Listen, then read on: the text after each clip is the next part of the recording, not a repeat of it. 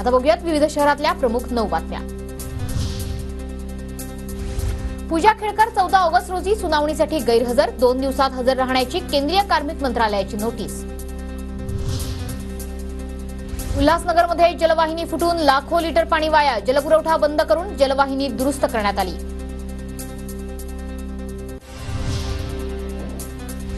तिसऱ्या श्रावणी सोमवार निमित्त नाशिकमध्ये सिटीलिंक बसच्या जादा फेऱ्यांचं नियोजन, त्र्यंबकेश्वरसाठी 50 जादा बसेस सोडण्यात येणार।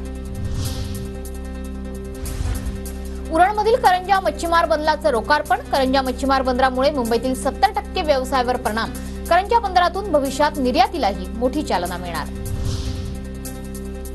मुंबईतील रस्त्यांवर आतापर्यंत 16,000 खड्डे बुजवले, गणेशोत्सवापूर्वी खड्डे बुजवण्याकरता पालिकेच्या यंत्रणेकडून युद्ध पातळीवर काम हाती।